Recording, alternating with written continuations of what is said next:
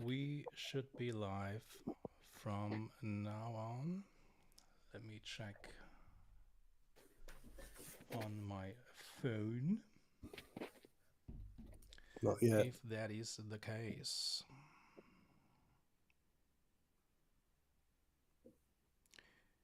Dooby-dooby-doo. Sign global. Yep. We are live indeed. Okie doke. Let me get rid of this window right here and go back to this. Lots of windows, man. Lots of windows to keep track on. Anywho, hello, people of the interwebs. Good evening. And yeah, welcome to another edition of our track feedback stream. And again, with a lovely, lovely guest at my side, which is coming from Stockholm and is called Lakej, or Philip, however you want to be addressed. Yeah, I prefer Philip, I think. You prefer Philip, okay. Yeah. Philip it is. Thank Hello, you. Philip. How are you?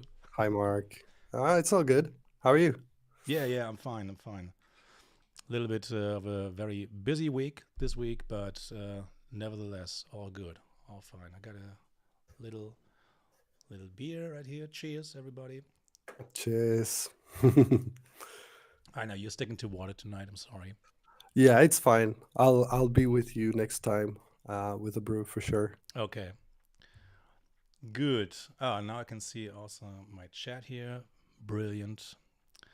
Let's see. Oh, there are many people already. Alrighty. Steffen Kleine Bombeer. In Germany, we're straight on point. Hop up, 18 o'clock. You're 1 minute late and you already get told off. Sorry about the slight delay. Yeah, sorry, not sorry. Yeah. Moinsen, cheers, Toki, Ajax. Ajax is in the chat. That's nice because you're gonna be pleasantly surprised in a minute. Perfect. You can already see it on screen. Yeah, Right. It's loaded up. It is. Love the masterclass. Yeah, dude. Big shout out to you from my end as well. For those of you who don't know, Lakej did a masterclass for us for SINEE, and was just recently finished and edited, and we uploaded last week, and it was a massive success. Yeah, people seem to really love it, and yeah, I can highly recommend to check it out. You can go to our website sine.de and yeah, just scroll a little bit to the left, and one of the main banners is the new masterclass with Lakej, and we're gonna watch a few snippets as well tonight. Have a few quick glimpses into the class, so you can see what to expect. Yeah, absolutely. And Right. I mean, I'll take some quick questions as well. Not diving in too deep. Sure. Yeah. That's a nice idea actually. Let's do a little Q&A. Yeah, good. for sure. Yeah. Righty. Okay, without further ado, I mean, the concept of the stream is pretty clear to everyone, I think. We take tracks from the community, so tracks that you guys sent in, and then we're gonna give you some feedback on them. Yes. And this is what we're gonna do now. We're gonna start with the first one, which is from Ajax, who's in the chat as well, and it is called Symbol. So let me check if I can mute myself here. It didn't work for some reason a few minutes ago, but yeah, we will see. And also in the chat, please let me know if the volume is okay when I hit play on the track, right? And then I would say we can go on and start. Please mute yourself as well, Philip. Will do. Alrighty, see All you right, in a bit. let's go. Bye-bye.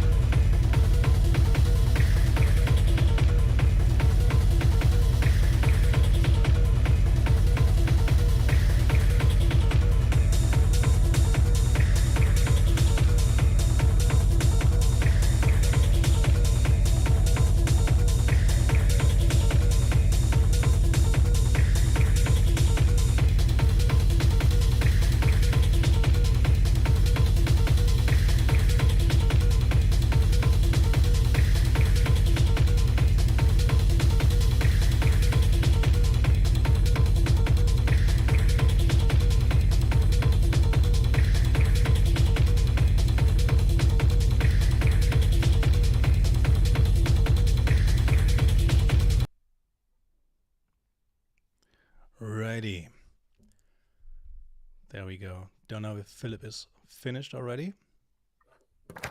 I'm back. You're Yeah, back. He's got it. back. He's back. My man, you are the guest, so you have the honor of Thank you. giving the first feedback. Please take it away. All right. Yeah. No, I think someone in the chat said good opener. Well, and I agree. Really good opener. Solid track. Strong stuff.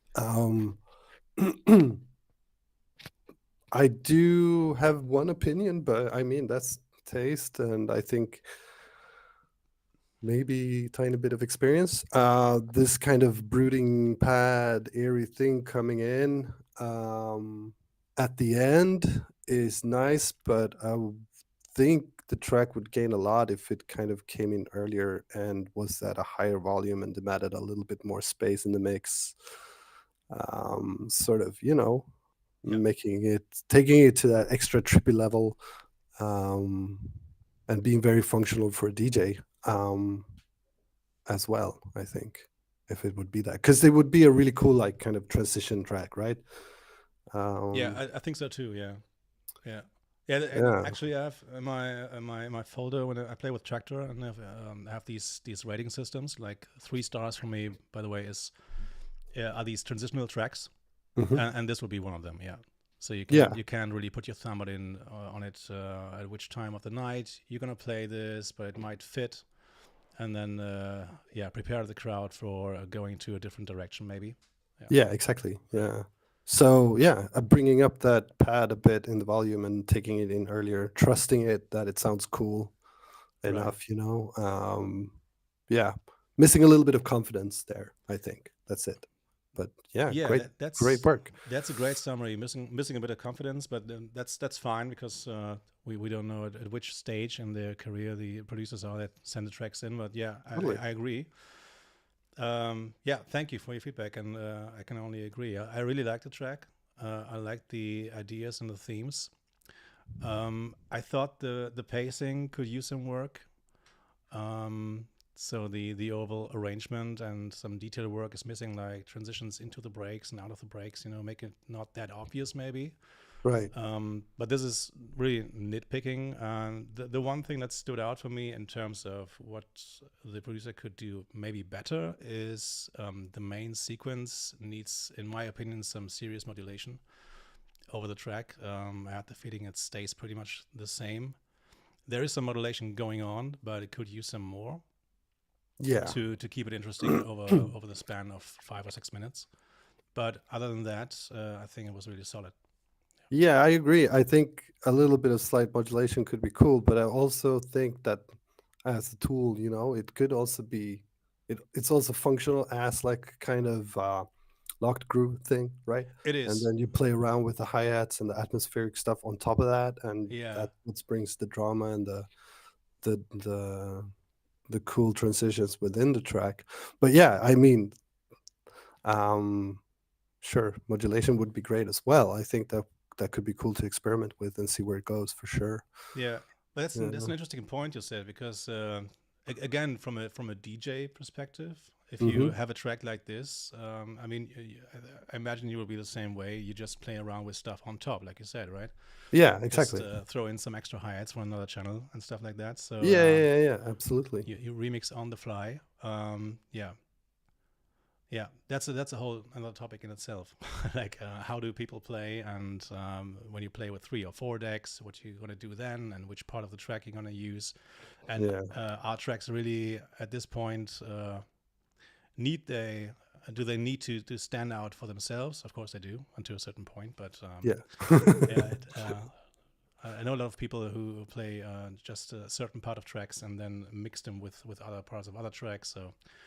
Yeah, and every now and then you get like these really cocky kind of promos of an EP or a collection, which is just like locked grooves for like 2 minutes, and then you have to loop them yourself. Yeah, and so on. Which I love, by the way. Yeah, I love that shit. It's so good. Locked groove, excellent tools. Yeah, my jam. Yeah, totally. I agree. So yeah, it's all a matter of where you want to take it for sure. But yeah, he writes in the chat, 2 years of production. That's really good work from just 2 years, I'd say. That is impressive. Yeah, very impressive. I think after 2 years of producing, I was shit still. So that's impressive. Oh yeah, me too, man. I wouldn't show it up in a live stream either. No, no, no. Uh, I hope that computer is burned somewhere on a landfill. I don't know. yeah, I agree. I mean, I think that's also really like shows a little bit of maturity from the artist side that you actually dare to send this in and wants to have the feedback and all that stuff. That takes a lot of guts. It does. Yeah. So congrats, Ajax. Very nice Yeah, track. awesome work. Very nice track. At this point, I think it's time to look into your masterclass and have a little look-see onto the first snippet. Let me quickly change my screen here. I hope this works because Okay, sure. me and streaming setups, man.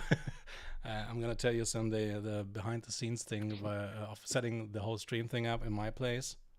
It wasn't that great. Anyway, Right. here we go. I hope everybody can see this, and I'm just gonna hit play. In this top layer, as we can hear here, I added a little bit of grain delay and a little bit of spray. So the idea there is to texturalize it even further, right? So if you take down the spray, it's kind of grainy, but it's not that grainy. But bring it up and it starts to be this really textured, kind of grimy, gritty kind of thing going, right? So I really enjoy how that adds this extra kind of complexity to the whole thing. Right, so now we set up a new MIDI channel here. We'll add, okay, let's see if I can find it. We'll add operator, right?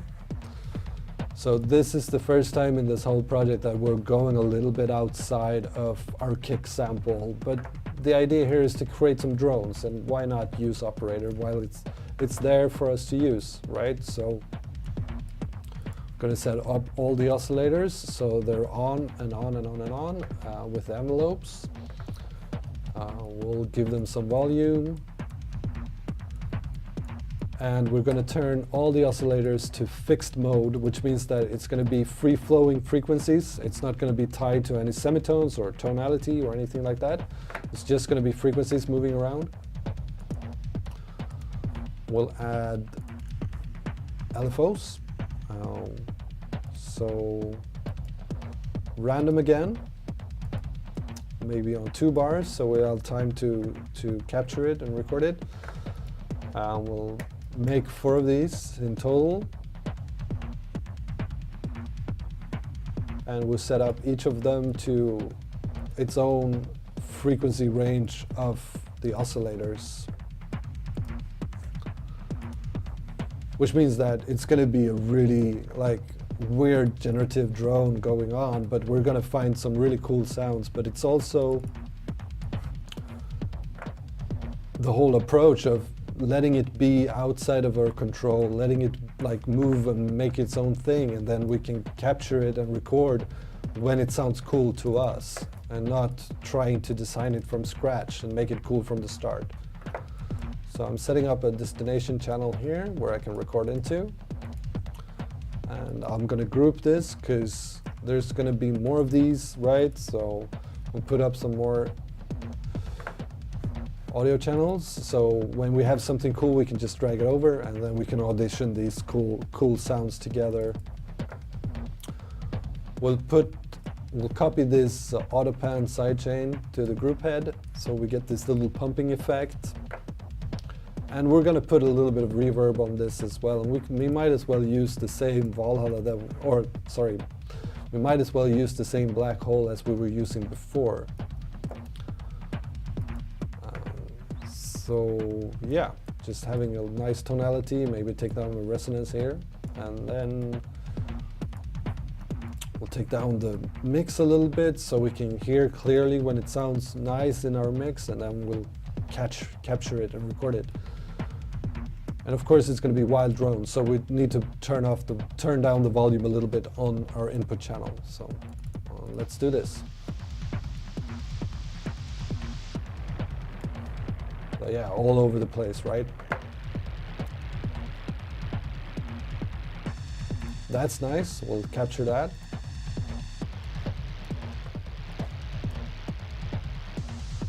Also good. Yeah, and by the way, this is something I immediately tried out in Ableton as well. This is such a cool technique. I never even thought about putting 4 LFOs to a fixed frequency on an operator, but it seems to work very nicely. Can you hear me? Yeah. Sorry, I'm back. Okay. Sure. Yeah. No, I think it's I thought you froze. um, yeah. Right. It looks like we're frozen in YouTube though, but that's Oh, not. really? It does? Yeah, maybe. Hold on. 1 second. No, we're not. Are we? No, it's just paused. Yeah. I think No, we're it seems good. to be We're fine good. here. Yeah. Sorry about Chat, please feel free to chime in if something technical is off. that. Yeah, thank you. 'Cause That would I be wouldn't be surprised appreciated. if it is. Now, the thing, like the reason for me doing that kind of thing is that I used to do it with the modular and set up like a bunch of different oscillator. I had like 2 complex oscillators, and they would modulate each other's at like you know, Mhm. 2 FM oscillators making FM with each other, or going through a ring mod or something like that, and then modulate them with my quad LFO and clock it the same way. But then I realized I could just do it in operator. Yeah. Uh, Dude, and operator is so underrated it's amazing. because it looks so timid. Yeah, it looks like it's got like nothing to hide, and then it has like a huge range of cool sounds. Yeah. And I think what you can do also, like you could add additional 4 LFOs again and modulate the wave shape of each oscillator to get like even crazier sounds. And that's, I mean, just that alone is so much fun. So Yeah, I was just very happy to see that also the loading time of the LFOs in your version of Ableton is the same as mine. It's slow as fuck. yeah. Dude, They have not sorted it out. the lag when you load an LFO. Yeah, it I does mean, I lag. have it hot mapped to a key here. Whenever I press L, an LFO is loading, and I know, okay, the Oh. next 4 seconds, nothing happened. Nothing. Yeah. I can do nothing. Yeah. But I mean, you have to take into account that that's kind of the time it would take to set it up with a patch cable anyway. So it's like, That's your workaround. Yeah. Okay. Yeah. Right. Yeah, I mean, back it's when still they more worked with steam machines, yeah, and I had to shovel coal into the oven and stuff. Oh yeah, of man, course. that's the worst. And I mean, what you could also like, I've saved those like as presets, obviously, those chains. Sure. So it's kind of way faster to just drag that into a MIDI channel than to just like start patching this whole thing. So Right. Yeah, Quinto in the chat. That's correct. Black Hole is an Eventide plugin. Yeah. it is indeed. And I mean, it's one of my go-to reverbs. Absolutely love it. But I also love the Valhalla series. They do some really good reverbs as well, and for a lot cheaper, to be added, Yeah. because Eventide stuff is pretty expensive. Yeah, they do go on sale every now and then, They especially do. Yeah. the versions with only one algorithm, like the Yeah. micro pitch and the black hole. So Yeah. if you're wide-eyed and bushy-tailed, maybe twice or 3 Yeah. times a year they have a sale, so you can pick it up for cheap. For sure. And they're really worth it. Like the micro pitch is nuts. It's so good. It's Yeah, really you're high at Secret Weapon. Yeah, for sure. On like most of my hi-hat tracks, yeah. But in the masterclass, I kind of show you how to do the same trick, but with the grain delay instead. So people get the masterclass, and we're gonna Yeah. look into 2 more snippets of the masterclass later on. Cool. But first of all, let's move on to the next track, and the next one is coming from Ian Byrne, and the track is called On the Spectrum. By the way, I know it looks funny when I have this little flashlight here, but I have to manually mute my mic on this little button here. So that's why I'm doing this. So okay, if you are ready, then Yeah, let's go. we're gonna start here. Okay.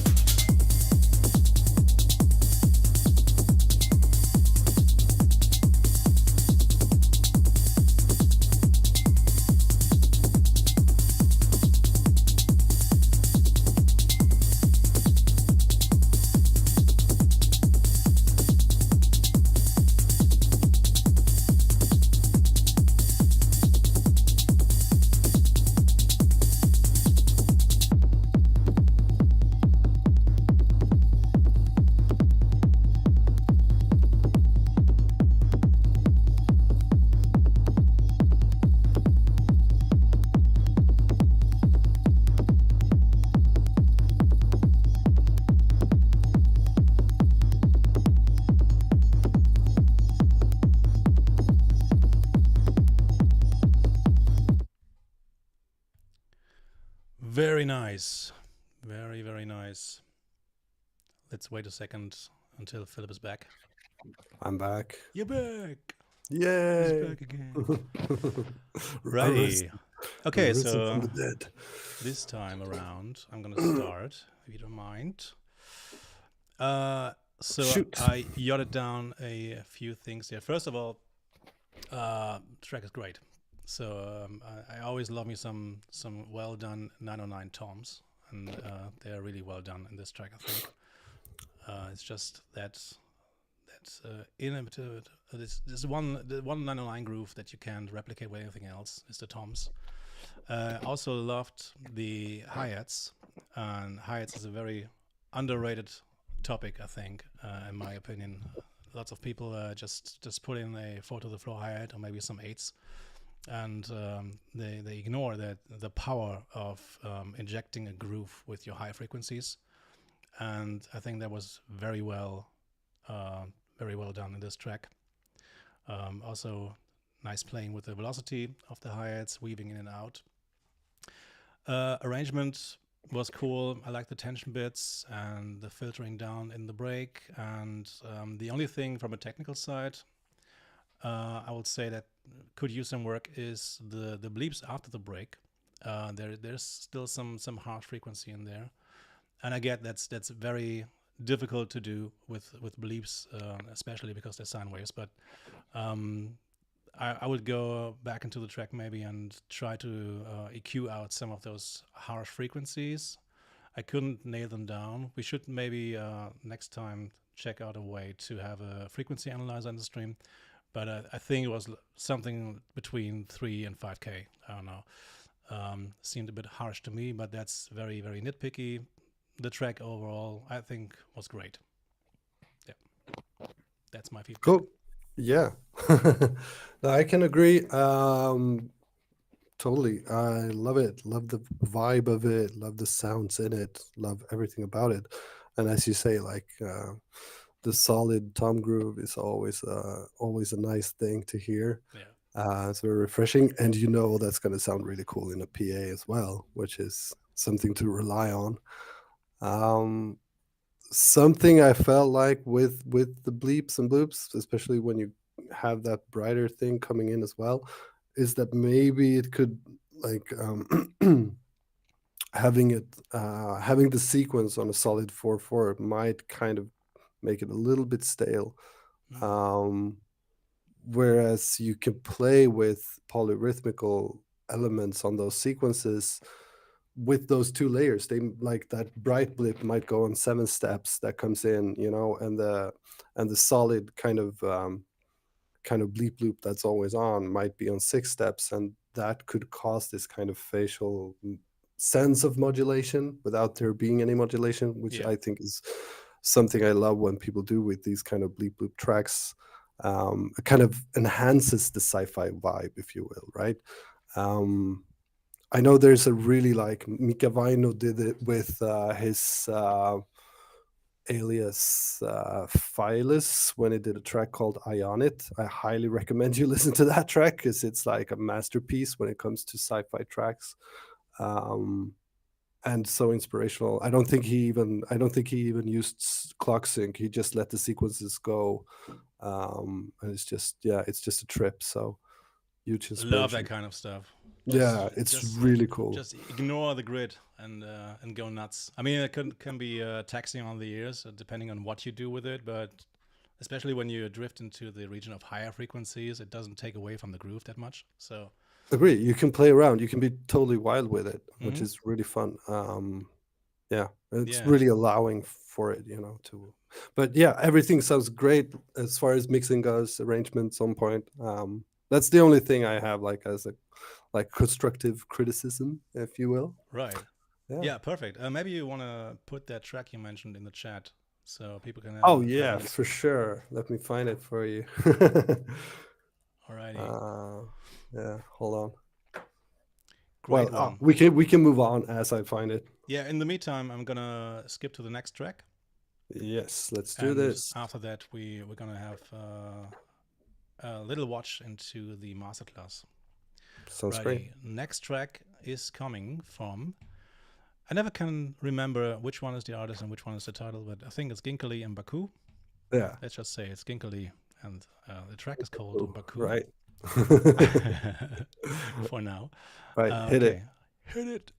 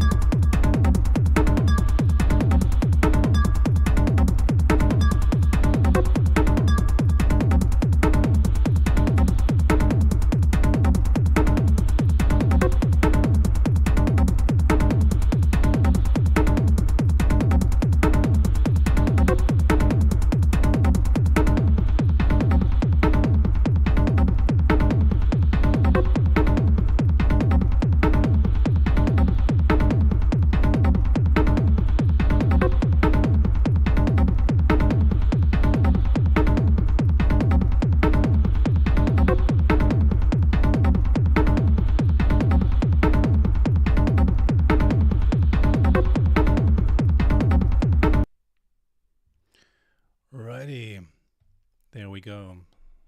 It's Yeah. And he's back. Yeah. Philip's back. All right. Goody. Yeah, I think this time it's my turn again to start. Or was it your turn again? No, it's your turn. It's my turn again. Yes, Yeah. please take it away. Oh, yeah. Getting some serious like hard groove vibes from this one. Kind of old schooly, but kind of new schooly at the same time, I guess. Hmm. Um, I think uh, oh, it's hard to give some feedback on it because I'm not like really into the sound, you know. But I think as far as like levels go and mixing go, it's really on point. I think it sounds good. It might need something going on in like low mid sections to kind of, you know, counter work with the groove and make it a little bit more intricate. Hmm. There's room for it for sure in the mix. So that's what I can hear. But at the same time, as far as like if you want to keep it more like as a toolish track, then that might not be what you want to do. Um, so it's a matter of taste and ideas, I think, generally. Um, it feels like as you have this kind of call and response sequence going on at the top, which is the lead, right? You could kind of play around with that a little bit more and maybe take out the response for a while and just have the call and then make, you know, drag it out and create some suspense and, you know, play around with the energy of that to make the whole arrangement a little bit more functional and interesting. Um, I That's think a that would be fun. that's by the way a very interesting point. A lot of people, including myself, I wouldn't count me out on this. When you're producing, I think it's hard sometimes to force yourself to take some stuff out because you think, okay, now this block is missing, and what am I gonna do instead? But if the rest of the mix is well done, then it doesn't really matter because it will function on its own, right? Yeah, I think that's kind of when you listen to the mid segment of this one, and everything's on, right? Like the high, like kind of how do you say it, like peak time of the track. Mm-hmm. Um, I think my idea is always like I have that section, right? And then it's a matter of how do I get there and how do I make the journey there interesting Right. and building up the energy towards that. And then within that, you have a lot of freedom where you can play around, right? So, um, and experiment and try things out and so on. But with such strong lead sounds, I think you can definitely play around with, you know, Yeah. muting a little bit here, taking it down a little bit there, filter in, filter out, those kind of things. Absolutely. Yeah. I mean, I tend to agree 100% with what you said. The only thing I mean, from a personal point of view, I like the energy of the track. I like the groove. Yeah, I love the lo-fi claps because I absolutely hate when people put these super harsh high-end claps in there, piercing your ears. So guilty. yeah, no, but in your case, the claps are mixed to an extent that they're not piercing your ears. Right. They're there Thank you. to enhance what you're Yeah, already hearing, right? absolutely. But yeah, a lot of times I hear these super harsh claps, and they tend to be kind of a crutch for Mm, okay, how do I put energy in here without putting the right symbol in, right? totally, totally. Yeah. And this track, I think this was very well very well done. For me, a little bit of the sub was missing.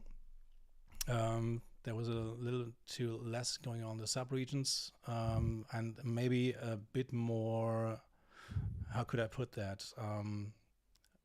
Defining the overall groove. So maybe try working with a transient designer or something, just to have a little bit more accent on the groove itself, on the low end, on the kick drum, and the low end groove. Um, Other than that, what you said, times and times over and over again, the main sequence, in my opinion, again needs more modulation.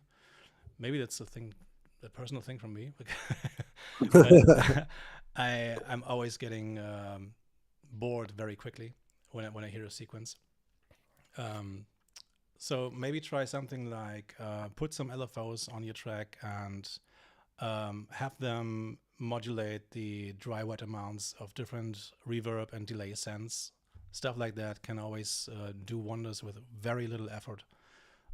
Just so something is happening in the background with the sequence, and then of course what you said, do something to the sequence itself. Maybe try a little bit. I don't know. I'm not sure what synth he used to create it, but maybe play with the FM amount or the detuning or whatever. So it keeps being interesting for 6 minutes. Other than that, I think has potential and cool groove. Totally. Yeah.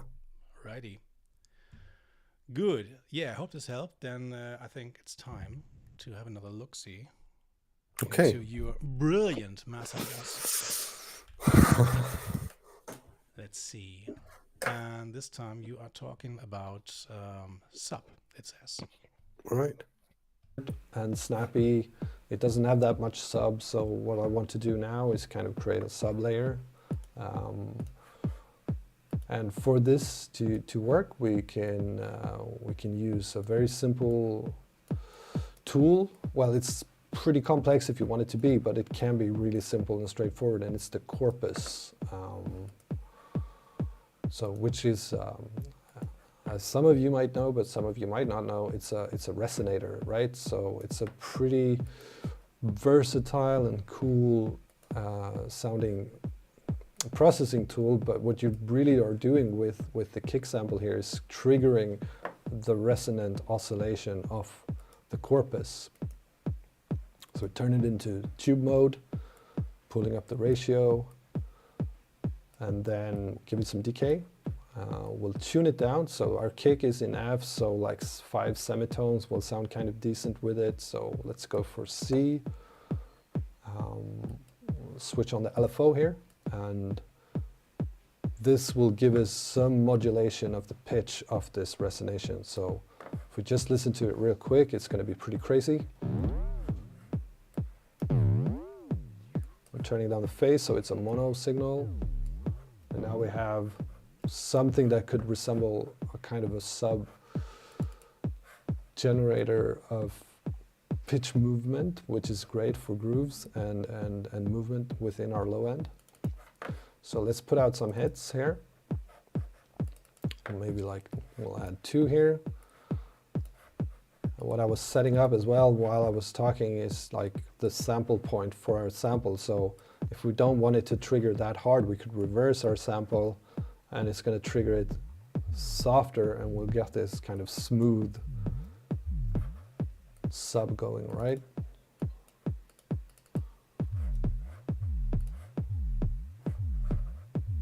And this is again a very neat trick to get from just like your kick, right? So okay, we'll turn down the master a little bit here because it's going in the red. But that's basically because it's just very raw all over the frequency spectrum, but we're going to tune it and tune it a little bit with EQ, right? So we're not going to actually affect the tone of it, but we're going to take away some frequencies that's clashing with our kick. Make sure it sounds nice and neat together with this, and I'll take my processing as in EQ and filter and all that stuff on the destination channel here. So this is the raw sound generation is not going to be affected by it. So we can go back further down the line if the groove is wrong and it's not really matching up with the rest of the things that comes into the track. We still have this as a sound source, and we can easily tweak this around to make it fit the track better.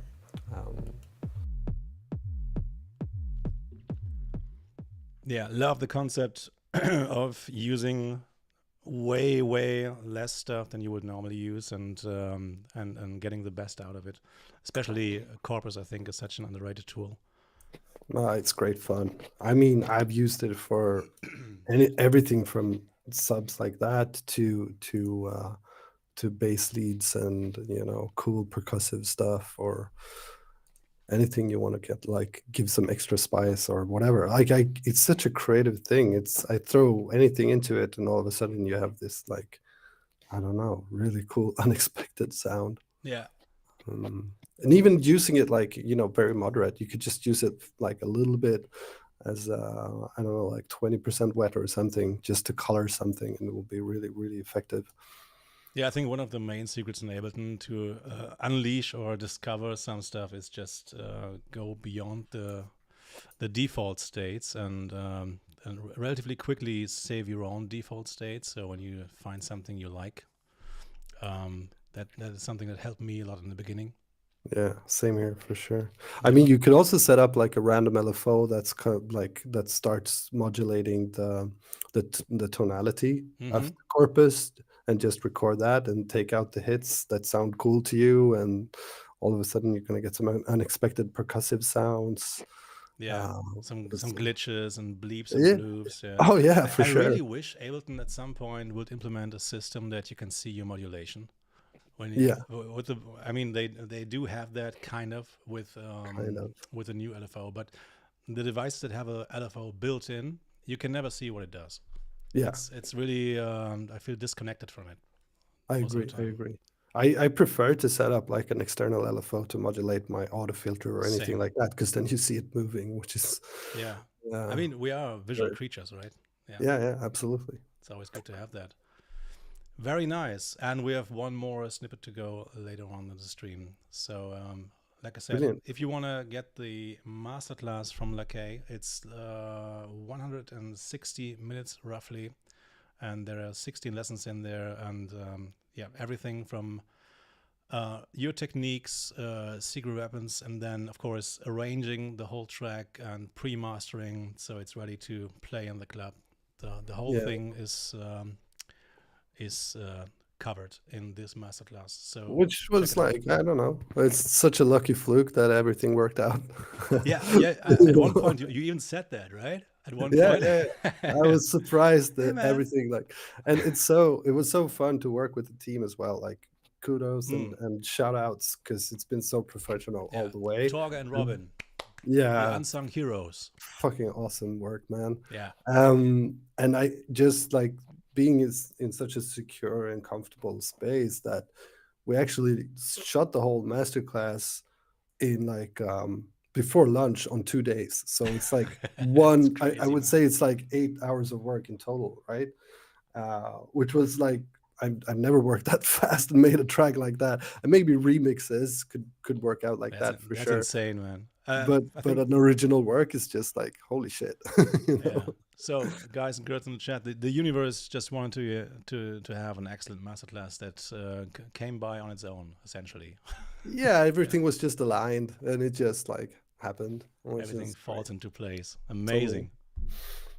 Awesomeness. Let me quickly change my screen again. So we are ready for the next track. And I won't even try to spell that, but it's let's just say it's Deep Sea Beast. I think that's what he's going for. I think that's the correct right? one. Yeah. Okay. That's the homie, man. That's great to see him here. Oh, really? You know him? Yeah, for sure. Ah, no shit. He's got some really cool releases out there already. That is awesome, man. Great, yeah. Okay, then without further ado, I would say let's have a listen, right? All right, let's hit it. Let's go.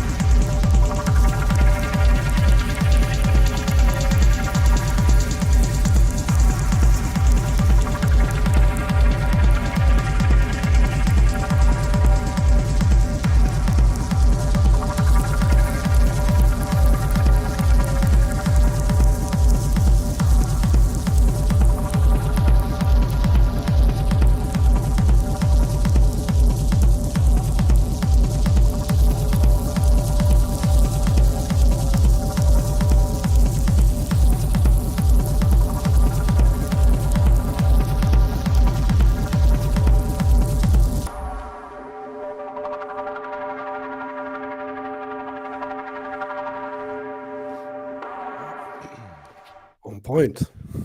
Holy shit, dude. Yeah, That same that time. was that was a wild ride. That was a wild ride. So Yeah. you want to begin? Yeah, sure. Don't mind. Um, I really don't have anything to say except this was fucking awesome. This is a great track, and I don't really have anything to change because everything I would say I think goes into the domain of not being technical, but from an artist's point of view, and that is something that should stay within the artist realm, I think. So I really enjoyed this, and yeah, nothing nothing more to say. I'm pretty much out of words for this track. I would play it as it is. Yeah. Yeah, I think it sounds really cool. Level and energy is on point. Maybe refining the mix down a little bit, but that's just like, nitpicking, to be honest. Yeah. I consider that to be a given when you send in tracks to a track feedback like this. It's not mastered, right? So yeah. Yeah. And but when you say mix down, what would you change? I would like you have that really driving tom that's very distorted that kind of sets the low end groove, which is really cool. But maybe scoop out the mids a little bit on it, just to give room for that really trippy things that goes around. Because that's kind of where the drama lies, right? That distorted tone is more focused on like just setting the groove and the rhythm. And the interesting journey is the whole trippy modulated weird sound designy things going on that really is really hard to make with that sort of energy intact. It's funny, we spoke about Corpus just a minute ago, and I'm pretty sure that's Corpus. Yeah, maybe. Right? I have no idea. I mean, I've never made it sound like that, so I don't know. I came about that the last seconds when the tune fades out. Let's listen to the last few seconds again. Yeah, sure. That sounds very much like physical modeling in any capacity. Yeah, doesn't absolutely. have to be Corpus, of course. Can be anything else like chromophone or whatever. But it sounds yeah, like and knowing the guy, I know he has a pretty big collection of Eurorack modules, so it might be something. Oh, rings. Maybe rings. Yeah, maybe. Yeah. Rings into cloud. Yeah, exactly. Could be that kind of chain for sure. Who knows? Who knows? Only the artist. And I think that's great. I mean, when tracks gives me that, like, how the fuck did they do this sound? It sounds so cool. I love that. That's just, that's so inspiring. Yeah, same. Also, I really appreciate when it sounds so effortless, to have this massive wall of sound evolving over a very busy drum track as well, without having the impression there's so much sidechaining going on. No, which is really cool. Yeah. And it also feels like at certain points in the track, it's almost like it's so intense in the energy. It almost feels like the track is just like falling apart, almost breaking down. Yeah. But that's really cool. I think that's like, that just gives it that extra kind of super trippy side. That's a kind of art form in itself, to drive things right up to the edge until and right before it breaks, and then you settle back a little bit. Yeah, agree. It's amazing. Totally. Yeah, brilliant track. Really great work. Yeah. Good. Cool. I would say we watch the last snippet of your masterclass and then go on to the last track for tonight. Okay, sure. Are you cool with that? Of course, Let's man. do it. Get it. Let me change the screen. So right here where we have, before I've set another marker, and I think that's where we do a little bit of like this kind of build-up break, cutting out a little bit of low end, maybe the kick, real fast. And to do that, I like to set up a little bit of a low end cut, but I don't want my low end cut to be on all the time, right? So I don't want to affect it to create some phasing or anything like that. So this is a really neat little trick. I'm going to group our filter, press here so we get the chains, we'll duplicate it. So now it's 2 on all the time, so we don't want that, right? We just want 1 to be on. Let's just start there, okay. And we'll create a deactivated filter here. It doesn't really doesn't matter what kind of filter it is, but we need to group them, so we have two. And then we'll take the second one, use it as high pass, and then we'll go into the chain mode, drag this one out all the way to 126, so not fully 127, right? So we'll keep it there. Okay, that's where our loop ends, so back to the beginning.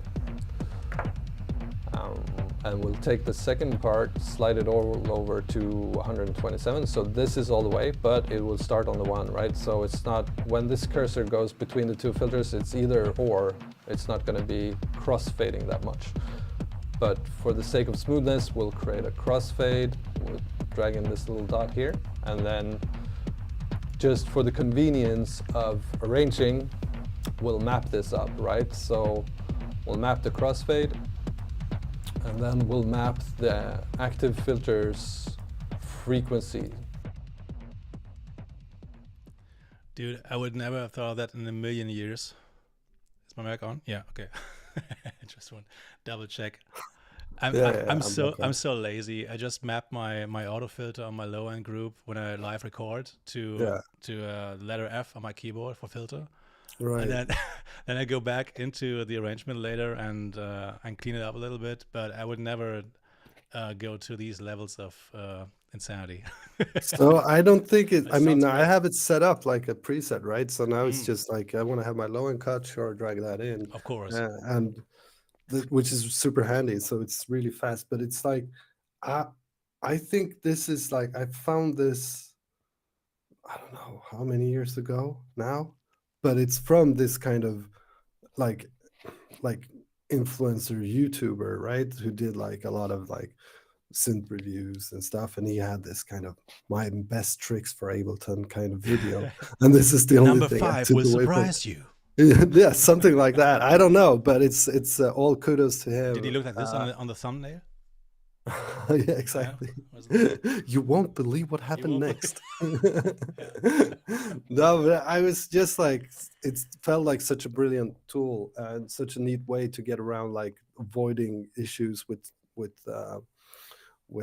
phasing or clicking or whatever, and just like having that neat little thing to just switch between. Yeah. And I've been using it ever since. Yeah, I think that's really something we should all achieve to do, and let it be part of our best practice. Smooth crossfades.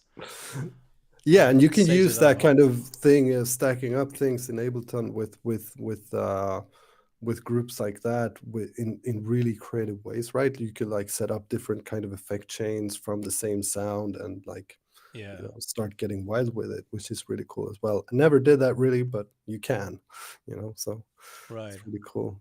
And people in the chat or whoever watches this after the stream was live, keep in mind this is just the tip of the proverbial iceberg. There's so much stuff in this masterclass, and so many wild tips.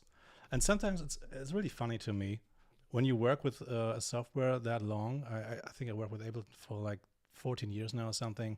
There's always new stuff to discover, and it was always there. But you just have your different workflow, right? And you stick to it, and you don't look left and right after a while, because it works and it's convenient.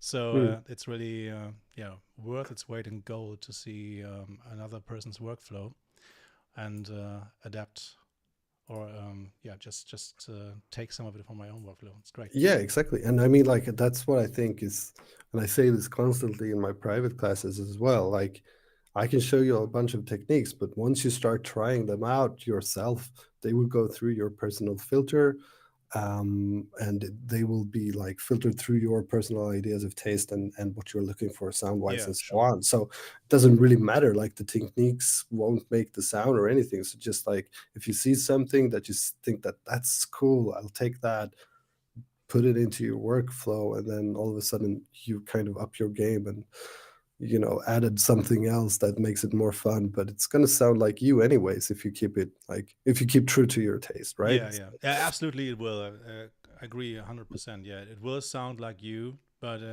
it's the little things that make life more convenient. Yeah, And for sure. yeah, once you adapt or integrate these things into your workflow, or maybe even your default template, it's just these extra 5%. You know, you can Oh give yeah, a yeah, track. yeah. Yeah. Absolutely. And I think some stuff that I try to include also in the masterclass is that little tricks and techniques just to make the whole process of creating ideas a little bit more fun and a little bit more unexpected, if you will. Whereas when you dive into Ableton, it could seem like you have so much control of everything, and it's really hard to make happy mistakes, right? Yeah. And that's kind of where my workflow is all about these days, is trying to set up the parameters in such a way that you're not searching for things actively. You're rather just setting up the, like, you know, That you is set such it- a mood killer. Nobody needs yeah, because like, if you get into that mindset that I'm gotta find this sound that I have in my mind, you're gonna work yourself nuts. And you got sometimes I ask myself sometimes if somebody was watching me in the studio when I set up the it feels like 12th default template for this year just to make everything perfect. People would think I'm insane and completely go nuts. But in the end, the work you put into that is repaid like tenfold when you actually sit down to make a track, right? Oh yeah, absolutely. And I mean, just setting things up in a way that you can just have fun with it and be surprised and be like recording stuff and be like, holy shit, that little segment right there was amazing, I'll loop that up. Or, you know, that kind of thing is so much more fun than trying to like have control all the way and be like, I'm going to construct this track and it's going to be in these layers and all of this stuff is going to be in there. And I mean, to me, creativity does not work like that. It doesn't flow like that. It has to be open for unexpected things where you're kind of like surprised. And sometimes it also feels like, you know, that you get ideas from working, and then it's almost like those ideas are just channeled through you. You're not even taking an active decision on the idea in itself. It's just like, yeah, this seems logical. I do this because that, you know, seems to function with this idea, whatever. Yeah. And sometimes it doesn't. Oh yeah. You have to try it. You have to try it to know it, for sure. But with more and more experience, it's almost like I can step back and not take that many creative decisions that I have to think hard about. It's more like just flowing, and it's a cause and effect thing, where I do this and then I need to do that because that would be natural. Yeah, absolutely. I could go on. Sorry. We will go on in the next edition of this Trackfeedback stream. There are so many topics we haven't even touched yet, but for now, I think let's move on to the last track for tonight. Yeah, let's get it. Let me quickly switch again. This is coming from Andrew Jasper, and it's called The Grid.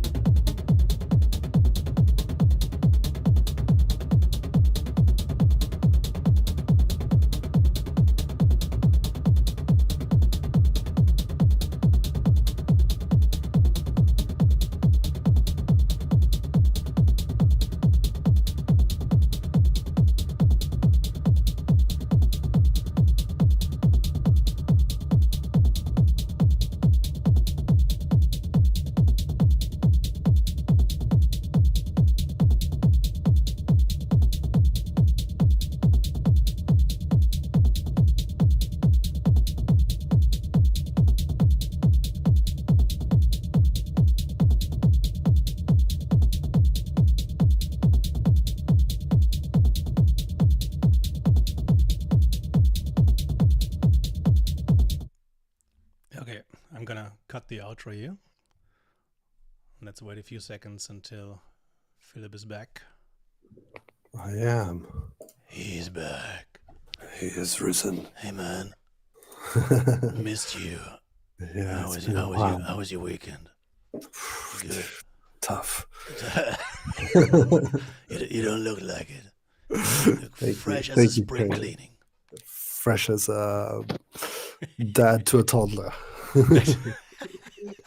You're Benjamin Lakej button. That's you. Oh man, yeah. You I'm age growing in backwards. reverse, man. Righty. Well preserved. All right, should I kick it off? Please do. Okay, so this sounds really cool. I like this a lot. Really nice drive, really fun playing around with that lead, with those extra like notes and all that stuff. That's really, really tasteful. Keeps this like the energy going really well, builds it up. Like, yeah, very functional. Really feeling it. I think one thing though, is the kick low end, kind of the kick sub relationship here. It feels like there's a sub, but it's masked by the kick. Maybe they're on the same tune, both, which means they will like kind of argue against for the same kind of space in the mix. So maybe detune the kick a little, or retune the sub a little bit, so it's kind of maybe 5 semitones apart from the kick, and try make the kick shorter, with not as much decay, because this kind of style really gains from a very short and snappy kick drum as well, and you don't have to think too much about the kick not having that much low punch, because it could rest upon that sub to get that low end. Absolutely, yeah. Right. And that way you also don't have to think too much about the kick not punching through enough, because if it's short and snappy, it will automatically kind of punch through better than if it has a longer decay. So yeah, that's my constructive feedback. Yeah. Again, agree 100%, especially the part about the kick drum. And yeah, I can only mention again, maybe try something like a transient designer, and after you shorten the kick, so it punches a little bit more through. I mean, of course, in this style of techno, it's yeah, not frowned upon, but it's better, I think, to have the kick a little bit more dull and not such a pronounced attack. But it could use a little bit more space in the spotlight, I think. And yeah, what else did I write down? I love the attention to detail in this one. The what you mentioned, the little breaking up into the higher octaves and opening the filter at the same time. So I can imagine a lot of work was going through this track, and it shows. So it's functional, it works. And somebody in the chat said the voice must be 6 semitones up. I think it is. I think this is one of these classic examples of pitching the main synth 6 semitones up or down. Yeah. So you have this weird mental sequence thing going on. Very cool. Yeah, I liked it a lot. The one thing that stood out to me in terms of technical stuff, apart from the low end that you mentioned, is the main open hat could maybe use some variation. So the rest of the track is very smartly arranged, and the open hat seems to be a bit, for lack of better terms, brute to right? And sure. Could maybe use some detail work. Maybe try using only 3 open hats, and then put one off to the side, one 16th note, or play with velocities, anything like that. And the other thing is the break was a bit too long for me. I'm not a huge fan of these breaks where everything goes silent, because it takes too much energy out of the dance floor. But if you want to do such a break, there has to be some kind of, again, for lack of better terms, kind of metronome, keeping the people moving. So that's something that was lacking in this break, in my opinion. But other than that, I really, really like this one. Yeah. Yeah. Great atmosphere. Really nice drive. Mm-hmm. No, I agree. A little bit too long of the breakdown of the break, but other than that, I mean, arrangement-wise, was really spot on, I think. Yeah. Yes. Yes. Yeah. That's us Yeah. arriving at the end of our Wednesday journey already again, man. Yeah, it was Time just lovely, flies. man. Such a nice hangout. Let's maybe go into the chat for a quick hot second. Thank you so much for these free templates. Yeah, my pleasure, man. Of course. And there will be many more to follow. Whenever I can, I try to make the templates from the tutorial videos available. And I really have to train myself to do them in Ableton 11 because I'm only using 12 right now, and then people that use 11 can't use them because they're not backwards compatible. Right. But yeah, I promise I'm going to work on that. So of course there will be more to follow. And there was a question earlier because this is a topic we talked about before the stream, Philip and I. He asked me if I tune my headphones or if I have an EQ correction on them, and somebody in the chat mentioned then that on his AKG headphones the high frequencies in one of the tracks sound a little bit harsh. Yeah. And that is a topic. I mean, we can go into that in more detail in one of the upcoming streams for sure. But just a quick hint or a quick tip: look into plugins on your master chain that can emulate a studio setup or have an EQ correction curve in them, or ideally have both. Yeah. There's not to cut you off, but I got a tip from Connor Dalton, you know, the mastering engineer for Soma and all that stuff. Legend. Yeah, and he sent me a link with a page that a real nerdy guy has set up with correction EQ for like basically every headphone model out there. You mean the Oratory? Oh, I don't know what that is. This is like a GitHub thing, so he's got like everything just like listed in there, and it's also so you can set them up with like a parametric EQ, like you could set it up with EQ8 or something, and just have that on your master as you're working, and then switch it off as you bounce the track, obviously. And I could send the link to you, Mark. Maybe you can post it in the Discord or something like that. I will absolutely. And before I do that, though, I think this is a topic I'm going to do a video about in the future. And this is something I wanted to do for a while now, but it's such a huge topic, and there are so many third-party apps available now for what you said, the correction curves, and then room simulations and stuff like that, and some of them have both built in. So this is a really huge topic I'm going to cover in one of the next videos. Yeah, I think it's really good. Send us over. Yeah. What's really nice with having like just you setting it up yourself with an EQ is that it's not going to take any CPU power, right? Like I feel like if you work with like SonarWorks or something like that, it can be kind of CPU heavy. Yeah. Which is a really downside to it. And also latency.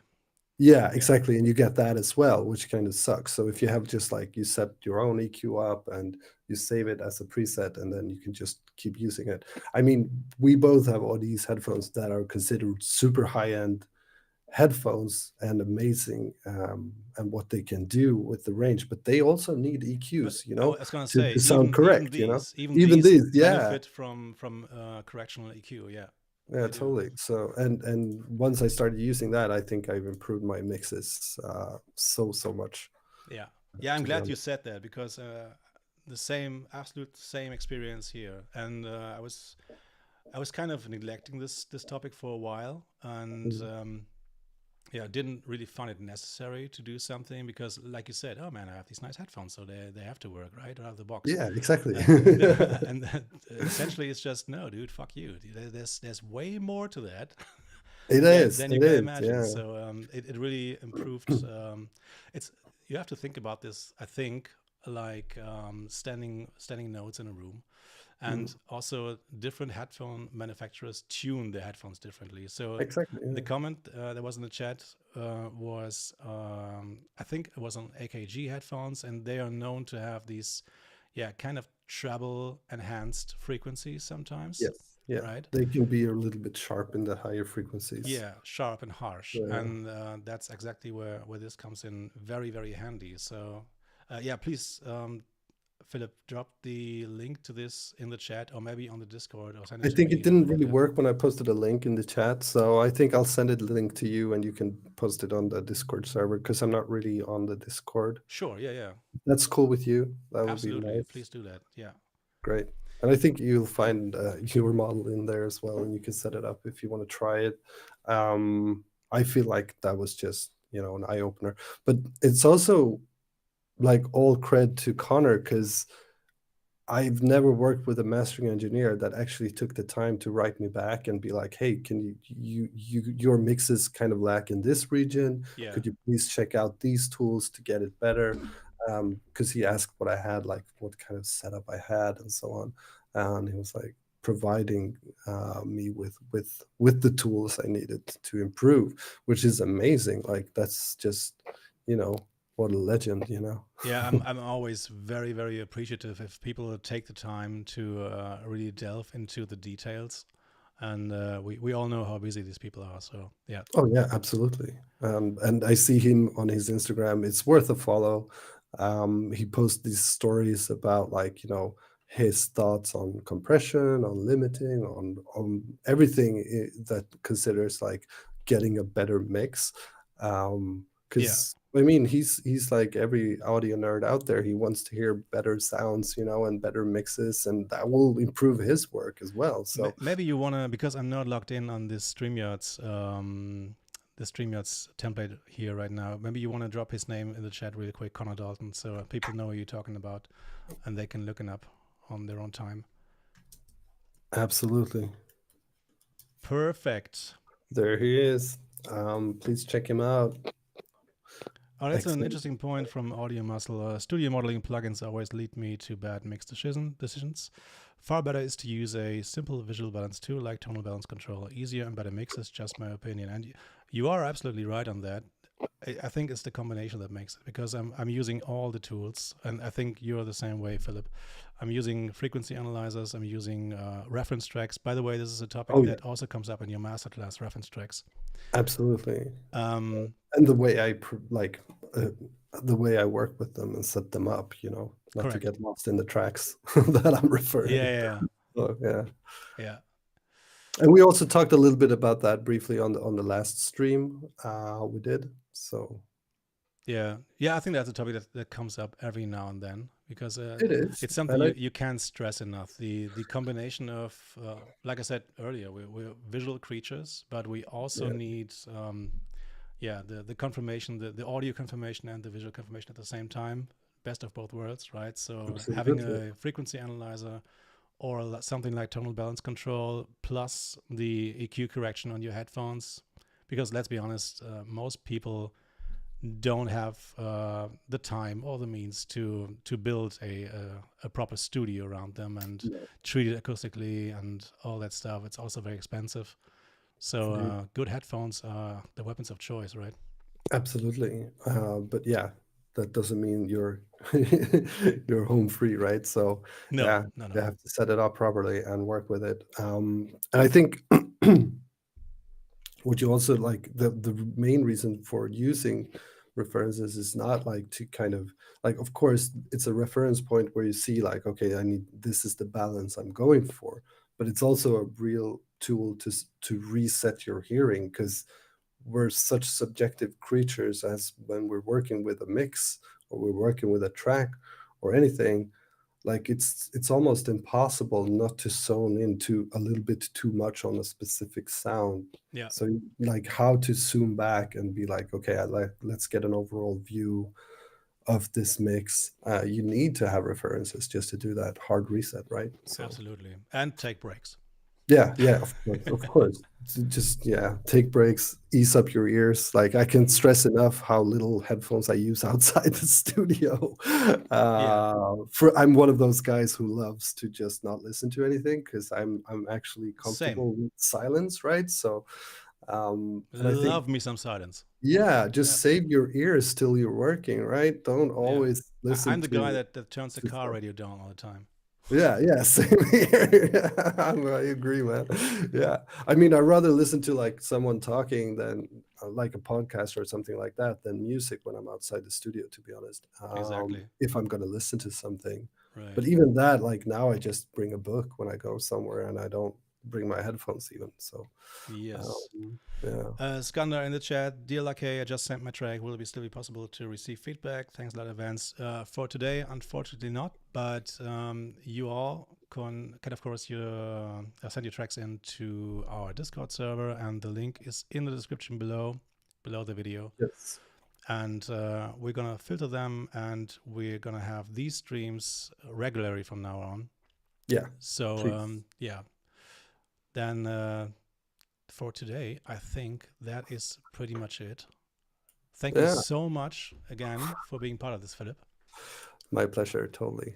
Thank you for having me. Always great to have you. It's always nice. And it's super inspiring also to see, can't stress that enough, to see like all the creative people out there making music and having ideas. I Yeah. mean, it might sound that we're like just analyzing and criticizing, but it's actually giving us a lot as well as creative people. Yeah. I think, you know, like, Everything is an inspiration, really. yeah, for sure. Like, I think so. And as yeah, as just hearing fresh ideas is always a pleasure. Absolutely. So on that note, I would say thank you very much again. And all you people in the chat, thank you as well for sending in your tracks. I hope you found this useful.